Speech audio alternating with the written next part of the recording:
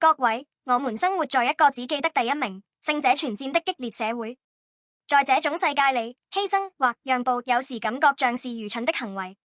2000年前也是如此，人們看着被釘在十字架上無力死去的耶穌，指責並嘲笑他是失敗者。他們說，既然救了別人，怎麼救不了自己呢？但是，各位，矛盾的是，人類歷史上產生最大影響的勝利，正是從那慘烈的死亡開始的。以賽亞書53:12記錄了這一反轉劇，所以我要使他與偉大的同分，與強盛的均分擄物。這裡的偉大的希伯來語 rabbi 意為多、偉大、豐盛。耶穌一個人的犧牲帶來了 rabbi， 即讓無數人成為義人的壓倒性影響力。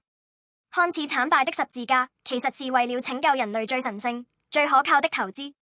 世俗的勝利是踩着別人往上爬，獨吞戰利品，但耶穌的勝利恰恰相反。他獻出自己的靈魂，以至於死，反而贏得了無數的人。耶穌沒有被困在墳墓裡，他戰勝了死亡並復活，證明了自己才是真正的勝利者。現在，耶穌已成為在最高處為我們祈禱的中保。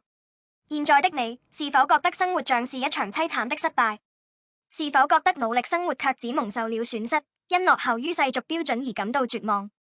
請記住，正如耶穌的十字架是為復活的榮耀做準備一樣，在上帝裡面，今天的苦難絕非終點。信仰耶穌，就是進入他那壓倒性的勝利公式。在那最卑微處寫下最偉大反轉劇的耶穌，正站在你這一邊。世界告訴你要擁有更多才是勝利，但福音宣告，在耶穌你已經勝利。請相信那為我捨命的愛。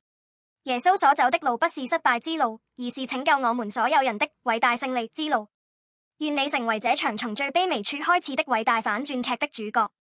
請向那將絕望變為希望，將失敗變為永恆勝利的耶穌基督伸出你的手。真正的反轉勝利從現在開始。